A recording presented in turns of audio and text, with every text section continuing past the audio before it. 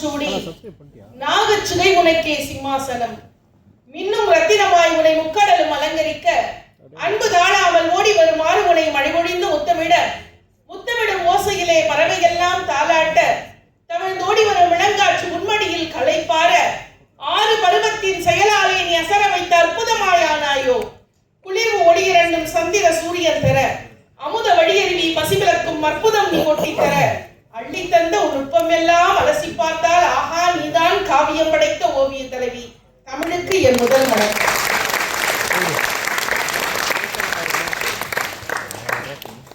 எனக்கு தெரிந்து தமிழுக்கு கைத்தட்டின ஒரே கல்லூரி நம்முடைய சவிதா பொறியியல் கல்லூரி.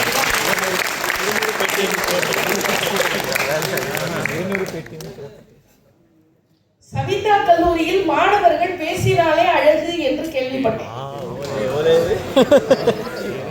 கை தட்டினால் அதை விட நீங்கள் அழகாக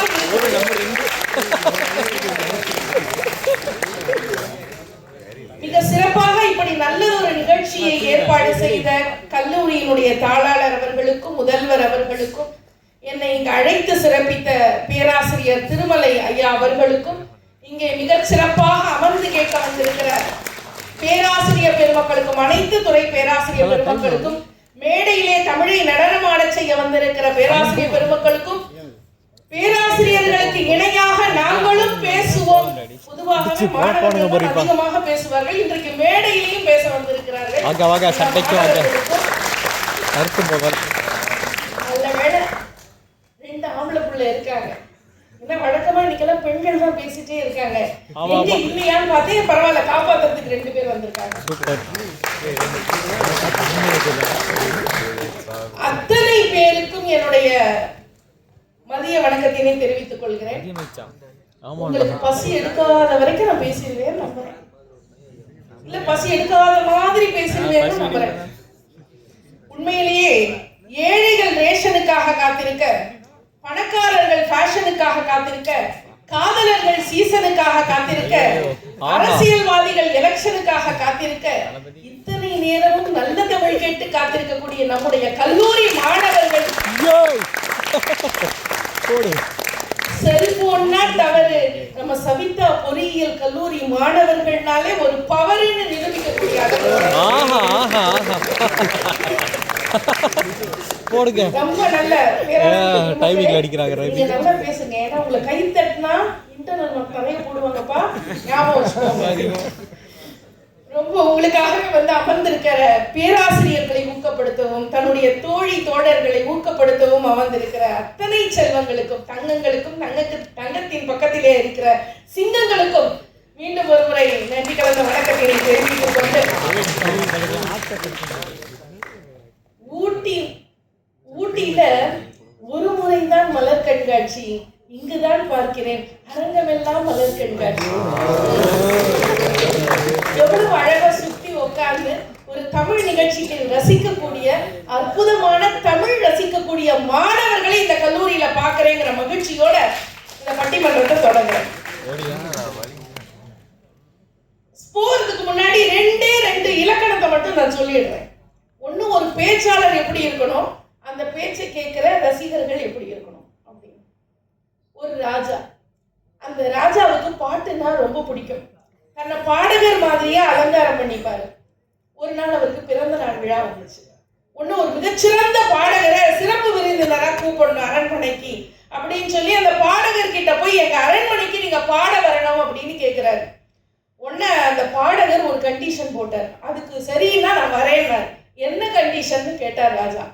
என் பாட்டுக்கு யாராவது தலையாட்டிட்டு அவங்களுடைய தலையை வெட்டிடுவேன், சரியா அப்படின்னு. ராஜாவுக்கு தர்ம சங்கடமா போச்சு. அப்படி எப்படி முடியும்? சரி, இருந்தாலும் பரவாயில்லை, ஒரு சேலஞ்சிங் டாஸ்கா தான் இருக்குன்னு சரின்னு சொல்லிட்டார். தண்டுரா போட்டு ஊர்ல அறிவிச்சார். வழக்கமா ராஜாவோட பிறந்த நாளைக்கு 1000 பேர் வருவாங்க. ஆனா 100 பேர் தான் வந்தாங்க. தலை போகும்னு தெரிஞ்ச யாராவது வருவாங்களா? ஆனா வந்தாங்க. பாட ஆரம்பிச்சுட்டார் பாடகர். பாட ஆரம்பிச்ச உடனே யாரும் தலையாட்டலையே. தலையாட்டினா என்ன ஆகும்? தலை போயிடும். அதனால தலையாட்டாம எல்லாரும் அட்டென்ஷன்ல நின்றுட்டு இருந்தாங்க. தேசிய கீதத்துக்கு நின்ற மாதிரி பாடி முடிச்ச உடனே அடுத்த பாட்டுலயும் ரொம்ப கவனமா இருந்தாங்க. பாட்டு முடிக்கும் போது அந்த ரசனையில தன்னை வளர்ந்து ராஜா தலையாட்டிட்டார். அடுத்த பாட்டுக்கு ராணி தலையாட்டிட்டார். இப்படி 100 பேரும் தலையாட்டியாச்சு. உடனே ராஜா போய் இந்த பாடகர்கிட்ட, அப்போ 100 பேர் தலையையும் வாங்கிடலாமுங்களா அப்படின்னு கேட்டாரு. உடனே அதுக்கு அந்த பாடகர் சொன்னாரு, தலை போகும்னு தெரிந்தும் கூட தலைகாட்டி ரசித்தார்கள் இல்லையா, அவர்கள் தான் என்னுடைய தலை சிறந்த ரசிகர்கள் அப்படின்னு. அப்படி நீங்கள்லாம் தலை போகாது, நீங்கள்லாம் தலை சிறந்த ரசிகர்களா இருக்கீங்க அப்படின்னு நான் மகிழ்ச்சியில சொல்றேன். ஒரு ரசிகர்னா அப்படி இருக்கணும். இன்னொரு பேச்சாளர், இங்க பரவாயில்ல, நீங்க இத்தனை பேர் உட்கார்ந்துருக்கீங்க, எண்ணிக்கையில் குறைவாக இருக்கிறார்களா என்பது முக்கியம் அல்ல, எண்ணங்களில் நிறைவாக இருக்கிறார்களா என்பதுதான் முக்கியம் இல்லையா? இங்க பரவாயில்ல, நிறைய பேர் இருக்கீங்க. அந்த பேச்சாளர் போனா மைக்கு செட்டுக்காரரும் கூட்டிட்டு வந்த குதிரை வண்டிக்காரரும் தான். அப்பெல்லாம் குதிரையில தான் உட்கார வச்சு கூட்டு போவாங்க பேச்சாளரை. அவளை 2 பேர் தான் இருந்தாங்க. இவருக்கு ஒரு தயக்கம், மேடையில போய் பேசலாமா வேண்டாமா, பேசலாமா வேண்டாமா.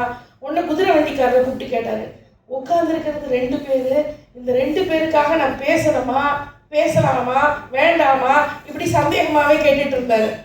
உடனே அதுக்கு அந்த குதிரை வண்டிக்காரர் சொன்னாரு, சாமி நான் படிக்காதவன், ஆனா ஒரு விஷயத்த உறுதியா சொல்லுவேன், நான் 30 குதிரையை மேய்க்கிறவன், ஒரு குதிரை தான் இருக்கேன்னு சொல்லி நான் அந்த ஒரு குதிரைக்கு தீனி போடாம இருக்க மாட்டேன். 30 குதிரைக்கு இருந்தாலும் தீனி போடுவேன், ஒரே ஒரு குதிரை இருந்தாலும் அந்த குதிரைக்கு போட வேண்டிய தீனியை நான் போட்டுருவேன் அப்படின்னு சொன்ன உடனே புரிஞ்சு போச்சு பேச்சாளருக்கு. உடனே அவர் மேடையில் ஏறி திருக்குறள், திரிகடுகம், நாலடியார், நான்மணி இருக்கிற அத்தனை இலக்கியங்களையும் பிச்சு உதறிட்டார். 2 மணி நேரம் பேசி முடிச்சுட்டாரு. பேசி முடிச்சுட்டு இறங்கி வந்து குதிரை வண்டிக்காரரை பிடிச்சி கேட்டாரு, எப்படி இருந்தது என் பேச்சு அப்படின்றப்போ குதிரை வண்டிக்காரர் சொன்னாரு, சிக்குனது ஒரு குதிரை தான்னு 30 குதிரைக்கு போட வேண்டிய ஒரே குதிரைக்கு போட்டு கொள்ள மாட்டேன் அப்படின்னாரு. அப்போ ஒரு பேச்சு என்பது எப்படி இருக்கணும் அப்படின்னு சொன்னா, மக்களுடைய நாடியை பிடித்து அவர்கள் எதை எதிர்பார்க்கிறார்களோ அதை கொடுப்பதுதான் சரியான பேச்சா இருக்கும். இந்த 8 பேரும் அதை உங்களுக்கு கொடுப்பாங்கன்னு நான் இந்த நிகழ்ச்சியில உறுதி தெரிவிக்கிறேன். ஏன்னா அவங்களுக்கு பசிக்க கூடாது, அது நீங்க பாத்துக்கணும். பசிச்சா எழுந்து போயிடுவாங்க, அது உங்க கையில இருக்கு.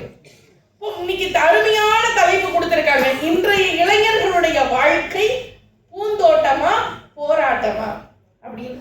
பூந்தோட்டம்னு பேசுறதுக்கு 4 பேர், அதுல ஒரு பேராசிரியர். போராட்டம்னு 2 பேராசிரியர், 2 ஈக்குவலா, 2 பேராசிரியர் 2 மாணவர்கள். போராட்டம்னு 2 மாணவர்கள் 2 பேராசிரியர்கள். நான் பொதுவா எடுத்துட்டு போயிட்டு உங்ககிட்ட நீங்க மேடையை கொடுக்கிறேன். 100 வருஷம் வாழ போற மனுஷன் பிறக்கும் போது அழுதுகிட்டே பிறக்கிறாங்க. ஒரு நாள் வாழ்ந்து உதிர்ந்து விடுகிற மலர் சிரித்துக் கொண்டே பூக்கிறது. எத்தனை நாள் வாழ்ந்தோம் என்பதல்ல, எத்தனை நாள் மகிழ்ச்சியாக வாழ்ந்தோம் என்பதில் தான் வாழ்க்கையினுடைய அர்த்தம் இருக்கு இல்லைங்களா? எல்லாவித ஒவ்வொரு நாளும் ஒவ்வொரு மாதிரி இருப்பாங்க மனுஷன், ஒவ்வொரு சூழ்நிலையிலும் ஒவ்வொரு மாதிரி இருப்பான். இடம் பார்த்து சிரிப்பவன் எத்தன், இடமறியாமல் சிரிப்பவன் கோமாளி, கண் பார்த்து சிரிப்பவன் காரியவாதி, காணாமல் சிரிப்பவன் கஞ்சன், கற்பனையில் சிரிப்பவன் கவிஞன், கோபத்தில் சிரிப்பவன் ஞானி, மோகத்தில் சிரிப்பவன் வெறியன், அருளுக்கு சிரிப்பவன் ஆண்டி, பொருளுக்கு சிரிப்பவன் பச்சோந்தி, தன்னை மறந்து சிரிப்பவன் காதலன், தனக்குத்தானே சிரிப்பவன் பைத்தியக்காரன், எவன் ஒருவன் துன்பத்தில் சிரிக்கிறானோ அவன்தான் மனிதன் சொன்னார். நம்மளாம் மனுஷனா வாழ்ந்துட்டு இருக்கோம் அப்படின்னா நம்ம துன்பத்திலையும் சிரிச்சுட்டு இருக்கோம் இல்லைங்களா? ஒரு மனிதனுடைய வாழ்க்கை எப்படி இருக்கு, நம்ம வைக்கிற நம்பிக்கையில தாங்க இருக்கு. யானைக்கு தும்பிக்கையில் பலம் இருக்கிறது, மனிதனுக்கு நம்பிக்கையில் பலம் இருக்கிறது. ஊட்டி மலை மேல பஸ் போச்சுங்க, டிரைவர் சீட்டுக்கு பின்னால உட்கார்ந்து ஒருத்தன் என்ன குடும்பம், என்ன மனைவி, என்ன வாழ்க்கை அப்படின்னா டிரைவர் சொன்னாரு, நம்பிக்கை வைடா. என்ன மனைவி, என்ன குடும்பம், என்ன வாழ்க்கை, நம்பிக்கை வைன்னு சொல்றேன். என்ன மனைவி, என்ன குடும்பம், எத்தனை தடவை சொல்றேன் நம்பிக்கை வைன்னு. எனக்கு தான் 2 கண்ணும் தெரியல, பஸ் போகல. சில நேரங்கள்ல வாழ்க்கை அப்படிதான். இது பரவாயில்லைங்க, கோயம்பேடுல இருந்து பஸ் கிளம்புது, ஐயோ ஒருத்தர் கீழே விழுந்துட்டாரு, டிரைவர் பஸ் நிறுத்துங்க,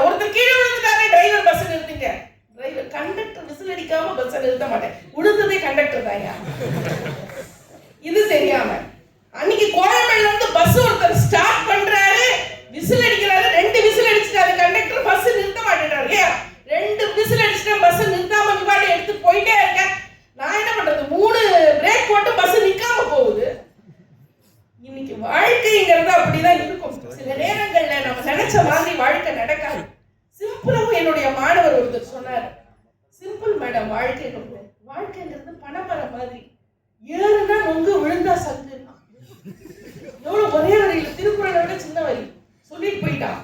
சரி, வாழ்க்கைங்கிறது என்ன தெரியுமா? பட்டாம்பூச்சி மாதிரி, லேசா பிடிச்சா பறந்து போயிடும், இறுக்கி பிடிச்சா இறந்து போயிடும். இன்னொருத்தர் சொன்னா, வாழ்க்கை என்பது ஐஸ்கிரீம் மாதிரி, தின்னாலும் கரையும் திங்காவிட்டாலும் கரையும். எவ்வளவு தத்துவ ஞானிகள்லாம் இருக்காங்க. மாணவர்கள் தாங்க புதுசு புதுசா சிந்திப்பாங்க. அவங்களுடைய உலகத்துல இருக்கிற மகிழ்ச்சி மாதிரி வேற எங்கேயுமே கிடையாது. ஒருத்தன் போய் கேட்டான் வாழ்க்கை கிட்ட போய், வாழ்க்கைன்னா வாழ்க்கைன்னா என்னன்னு கேட்டான். வாழ்க்கை சொல்லிச்சா, என் முதல் எழுத்து வா, இந்த உலகத்துக்கு வா, உன்னை நான் வரவேற்கிறேன், இங்க வா இந்த உலகத்துக்கு, அதுதான் வாழ்க்கைன்னுச்சா. நம்மான்னு கேட்டான், வந்து என்ன செய்ய அப்படின்னு கேட்டான். வாழ்க்கை சொல்லிச்சான், முதல் எழுத்து வா, ரெண்டாவது எழுத்து கீழ் வாழ், சிறப்பா வாழ், அதுக்கு தான் வரணும். நம்மான்னு கேட்டான். வாழ்னு சொன்ன எப்படி வாழ அப்படின்னா, உன்னை வாழ்க்கை சொல்லிச்சு, முதல் எழுத்து வா, நடுவுல இருக்கிற எழுத்து இக்கு, கடைசியில இருக்கிற எழுத்து கை, வாக்கை, பெரியவர்கள் சொன்ன வாக்க காப்பாத்தி வாழணும், அதுதான் வாழ்க்கை அப்படின்னு வாழ்க்கை சொல்லிச்சு. நம்மான்னு கேட்டான், வாழ்னு சொன்னேன், வாக்க காப்பாத்தி வாழணும்னு சொன்னேன், இப்படி எல்லாம் வாழ்ந்தா எனக்கு என்ன கிடைக்கும் அப்படின்னு கேட்டான். வாழ்க்கை சொல்லிச்சா, என் முதல் எழுத்து வா, கடைசி எழுத்து கை, வாகைனா வெற்றி, இப்படி எல்லாம் வாழ்ந்தா உனக்கு வெற்றி கிடைக்கும்னு வாழ்க்கை சொல்லிச்சான். நம்ம எல்லாருக்கும் வெற்றி கிடைக்கணும்னா ஒரே ஒரு டிக்ஷனரி நம்ம கையில இருந்தா போதும். அந்த டிக்ஷனரி எது அப்படின்னா, திருவள்ளுவர் எழுதிய திருக்குறள். திருவள்ளுவர் என்கிற ஆசான், எல்லோரும் பணம்பாலையை சீவி கள் குடித்த போது திருவள்ளுவர் மட்டும்தான் பனை ஓலையை எடுத்து கள்ளுண்ணாமை என்கிற ஒரு அதிகாரத்தை எழுதினார்னா எவ்வளவு பெரிய விஷயம்.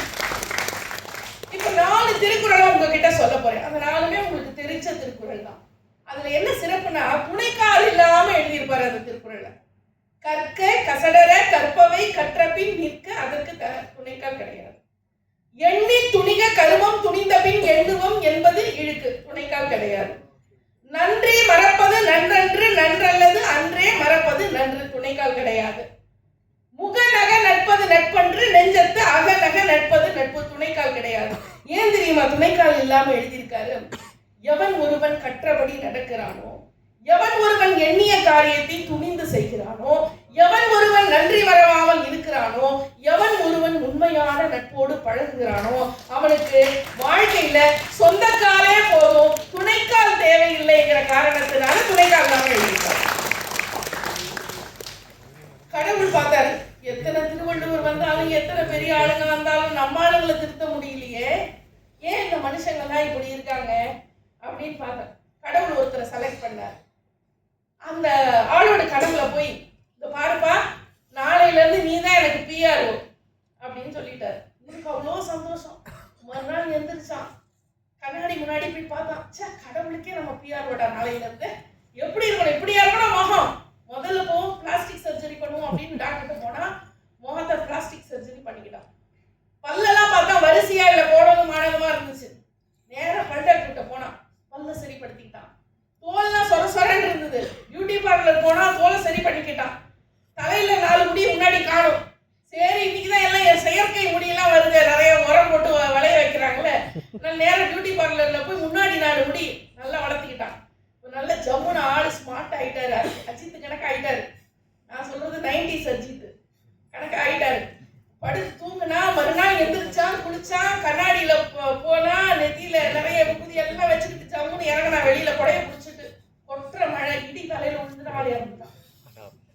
நேரம் கடவுள்கிட்ட போய் கேட்டான், கடவுளே நான் தான் இந்த வாரம் மனுஷனா திருந்தி உனக்கு பிஆர்ஓவா இருக்கிற ஒரு போஸ்ட் கொடுத்தியேன்னு சொல்லி அப்பாயின்மெண்ட் ஆர்டர் வாங்கலான்னு வந்தா டெத் சர்டிபிகேட் கொடுத்து அனுப்பிச்சிட்டியேன்னு கேட்டான்.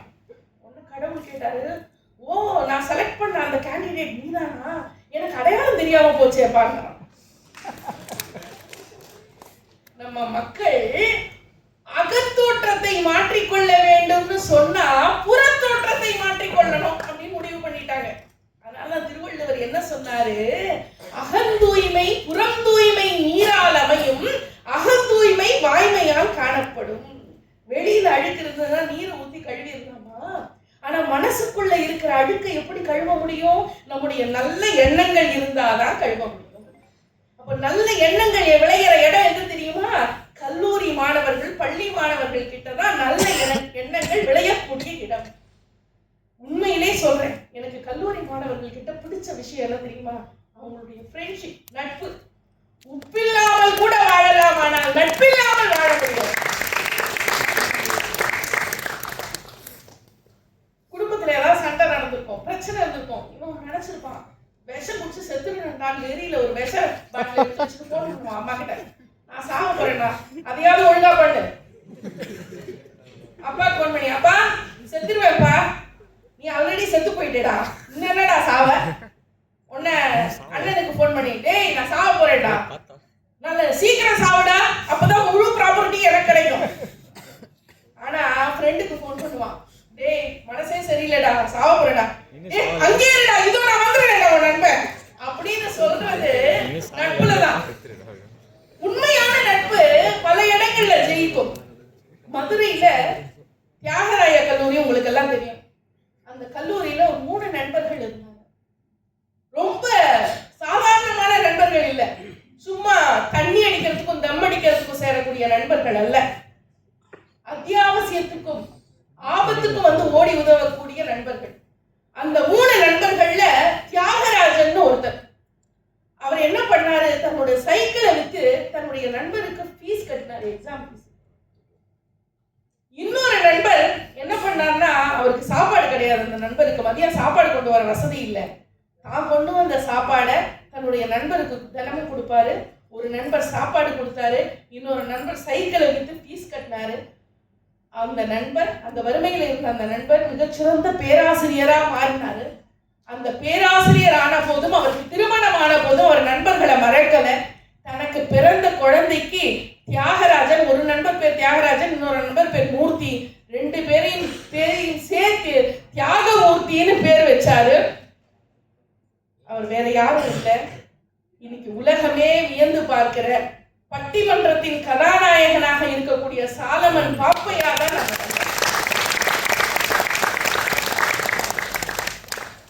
ஒரு நட்புனா அப்படி இருக்கணும், ஒரு பண்பு இருக்கணும், ஒரு பழக்கம் இருக்கணும், ஒரு நல்ல இனிமை இருக்கணும், கனிவு இருக்கணும். முதல்ல மனுஷனா இருக்கணும். இன்னைக்கு நான் நேரம் அப்படி போயிட்டு இருக்கு. ஒரு அறிவியல் கண்காட்சிங்க பள்ளிக்கூடத்துல. அந்த அறிவியல் கண்காட்சிக்கு தலைமை தாங்க இந்த ஊர்ல பஞ்சாயத்து தலைவரா இருக்கிற ஒருத்தரை கூட்டாங்க. அவர் எச்சு கையால காக்கா கூட ஓட்ட மாட்டாரு, அவ்வளவு கஞ்ச பேசினாரு. பசங்க தெரிஞ்சு போச்சு இவர் தான் வராரு.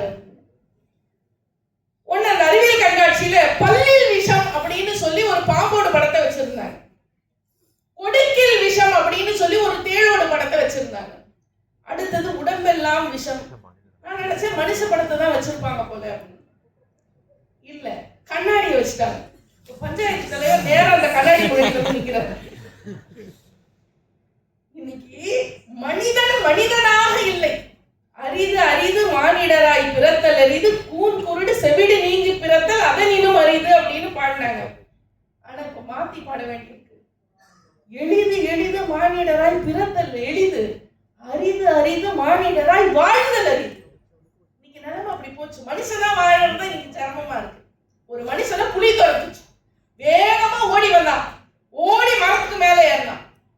கீழே பார்த்தா புலி, மேல பார்த்தா குரங்கு. சரி, குரங்கு அட்ஜஸ்ட் எல்லாம் நம்மள போலதானே இருக்கு, அட்ஜஸ்ட் பண்ணிக்கலாம்னு இருந்துட்டான். உடனே கீழே இருந்த புலி சொல்லுச்சு, இத பாரு, இந்த மனுஷ பையனை நம்பாத, அவனை புடிச்சு தள்ளி விட, நான் சாப்பிட்டு போறேன்னுச்சு. உடனே குரங்கு சொல்லுச்சு, இல்ல இல்ல, அவன் என்ன நம்பி மேல வந்து உட்கார்ந்து இருக்கான், அவனை ஒருபோதும் பிடித்து தள்ளி விட மாட்டேன். உடனே கொஞ்ச நேரம் ஆச்சு, குரங்கு என்ன பண்ணுச்சு, நிறைய காய் கனி எல்லாத்தையும் பறிச்சு மனுஷனுக்கு கொடுத்துச்சு. நம்மால நல்லா தின்ன உடனே நல்லா தூங்கினான். தூங்கின உடனே புலி சொல்லிச்சு, இதை பாரு, இந்த மனுஷ பயலை மட்டும் நம்பாத, இப்போ கூட அவன் தூங்கிட்டு தான் இருக்கான், புடிச்சு தள்ளி விட்டு தூக்கத்துல விழுந்தான்னு சொல்லிடலாம் அப்படின்ன உடனே குரங்கு சொல்லிச்சு, அவன் என்னை நம்பி தூங்குகிறான், ஒருபோதும் நான் அவனை தள்ளிவிட மாட்டேன்னு சொல்லிச்சு. உடனே கொஞ்ச நேரம் ஆச்சு, நம்மால முழிச்சுக்கிட்டான். குரங்குக்கு டயர்ட் ஆயிடுச்சு, குரங்கு படுத்து தூங்க ஆரம்பிச்சிச்சு. உடனே புலி அக்ரிமெண்ட்டை மாத்தி போட்டுடுச்சு, இதோ பாரு மனுஷா, எனக்கு குரங்கு கறியா மனுஷ கறியாங்கிறதெல்லாம் முக்கியம் இல்லை, எனக்கு தேவை சோறு. நீ பிடிச்ச அந்த குரங்கை தள்ளி விட, நான் சாப்பிட்டு போயிடுறேன், நீ எஸ்கேப் ஆயிடு அப்படின்னு சொல்லுச்சு. நம்மளால என்ன பண்ணிருப்பாங்க, குரங்கு முடிச்சு தள்ளி விட்டான். குரங்கு தொப்புன்னு கீழே வந்து விழுந்துச்சு. புலி அந்த குரங்கு தட்டி எழுப்பி சொல்லிச்சு, இதை பாரு, இப்போ உனக்கு நான் இன்னொரு சான்ஸ் தரேன், நேர மேல போய் அவனை முடிச்சு தள்ளி விடு அப்படின்னுச்சு. குரங்கு கிடுகிடுன்னு மேல ஏறிச்சு. நம்ம ஆளுக்கு உள்ள பயம். மேல போன குரங்கு சொல்லிச்சா, அவன் தான் 6 அறிவு உள்ள மனுஷன், ஏதோ தெரியாம செஞ்சுட்டான், நானும் அப்படி செஞ்சா அந்த மனுஷனுக்கு எனக்கு என்ன வித்தியாசம்னு குரங்கு கேட்டுச்சான். இன்னைக்கு மனிதனுடைய நிலைமை அப்படி இருக்கு. அப்ப இப்படி இருக்கிற ஒரு சமூகத்துல வாழ்க்கை எப்படி போராட்டமா இருக்கும், பூந்தோட்டமா இருக்கும் அப்படின்னு ஒரு விவாதத்துக்குள்ள இவங்க வந்திருக்காங்க. எல்லாத்தையும் நம்ம போராடி தானே வாங்க வேண்டியிருக்கு. போராட்டம் இல்லாத வாழ்க்கை என்ற ஒன்று உண்டா? 10வது முறை கீழே விழுந்தவனை பூமி தாய் முத்தமிட்டு சொன்னால் 9 முறை கீழே விழுந்து எழுந்தவன் தானே நீ அப்படின்னு. அப்போ நம்ம காற்றை சுவாசிப்பதால் வாழ்வதில்லை, முயற்சியை சுவாசிப்பதால் நாம் வாழ்ந்து கொண்டிருக்கிறோம். நம்பிக்கை என்கிற முயற்சி. ஏன்னா இன்னைக்கு இந்தியாவில் தட்டினால் தங்கம் கிடைக்கிறது, அடித்தால் அலுமினியம் கிடைக்கிறது, இடித்தால் இரும்பு கிடைக்கிறது, நடித்தால் நாடே கிடைக்கிறது, படித்தால் மட்டும்தான் வேலை கிடைப்பதில்லை அப்படின்னு நம்ம ஆளுங்க சொல்றோம்.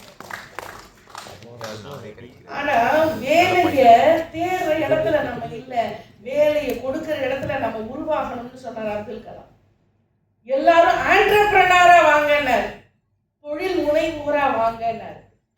மேற்கு வங்காளத்துல காரக்பூருங்கிற ஒரு ரயில்வே ஸ்டேஷன், அதுல ஒரு டிக்கெட், உங்களுக்கு எல்லாம் தெரிந்த விஷயமாக கூட இருக்கலாம், டிக்கெட் கலெக்டராக பணியில சேர்ந்தார் ஒருத்தர். பீகார் ராங்கியில இருந்து வந்து சேர்ந்தார். உனக்கு வேலை எல்லாம் எப்படி இருக்குன்னு நண்பர் போன் பண்ணி கேட்டார். எல்லாம் நல்லா தான் இருக்கு, ஆனா எனக்கு கிரிக்கெட் தான் ரொம்ப பிடிக்கும், ஆனா என்னால விளையாட முடியல, அது கஷ்டமா இருக்கு அப்படின்னு சொல்லி ஒவ்வொரு முறையும் லீவு போட்டு கிரிக்கெட் விளையாடிட்டு வந்தார்.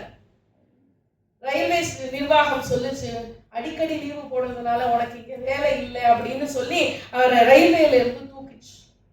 முழு நேர கிரிக்கெட் வீரர், விளையாட்டு வீரரா அவர் போய் சேர்றாரு. இந்திய ரயில்வே அணியினுடைய சார்பா விளையாடணும்னு அவரை போய் கேட்கிறாங்க ஒரு கட்டத்துல. அப்ப சொல்றாரு அவரு, நான் ராணுவ அணி சார்பாக விளையாட இருப்பதால் உங்கள் ரயில்வே அணியின் சார்பாக என்னால் விளையாட வர முடியாதுன்னு சொல்லி 2023 2 முறை உலக கோப்பையை பெற்ற டோனி தான் அந்த மனிதர் அப்படின்னு சொன்னா, அவருடைய வாழ்க்கையில போராட்டம் இல்லாமையா அவர் ஜெயிச்சு வந்திருப்பாரு. அப்ப எல்லாத்துக்கும் அப்ப கல்வி முக்கியம் இல்லையாங்கிற அடுத்த கேள்வி தொக்கி இருக்குது. இல்ல, கல்வி முக்கியம். அதை கற்றுக் கொடுக்கிற ஆசிரியர்களை நம்ம எந்த அளவுக்கு மரியாதை கொடுக்கிறோமோ அந்த அளவுக்கு நமக்கு வாழ்க்கையில மரியாதை வந்து சேரும். இதுக்கு சரியான உதாரணம் சொன்னோம்னா, இந்தியாவில் முன்னாள் குடியரசுத் தலைவராக இருந்த சங்கர் தயாள் சர்மா ஒரு முறை மஸ்கட்டுக்கு போறாரு. அரபு தேசத்துல கால்ல விழற வழக்கம் கிடையாது. ஒரு அரசனே இறங்கி வந்து ஒரு விருந்தினரை வரவேற்கிற வழக்கம் கிடையாது. ஆனா அந்த அரபு சுல்தான் இறங்கி வந்து சங்கர் தயாள் சர்மாவை வரவேற்கிறாரு. எல்லாரும் வேற மாதிரி பேசுறாங்க, என்ன இவர் மரபு மீறுறாரு அப்படின்னு. அப்போ அவர் சொல்றாரு, அந்த சுல்தான் சொல்றாரு, இவர் இந்தியாவினுடைய குடியரசுத் தலைவர் என்பதற்காக நான் கீழே வந்து வணங்கி அவரை வரவேற்கவில்லை. நான் டெல்லி பல்கலைக்கழகத்துல படிக்கும் போது எனக்கு பாடம் சொல்லி கொடுத்த ஆசிரியர் என்கிற காரணத்தினால் நான் வந்திருக்கிறேன். அப்போ ஆசிரியர் பணிங்கிறது அவ்வளவு முக்கியமான பணி. அந்த ஆசிரியர்களுக்கு நம்ம எந்த அளவுக்கு முக்கியத்துவம் கொடுக்கிறோமோ அந்த அளவுக்கு உங்களுடைய வாழ்க்கை நன்றாக இருக்கும்.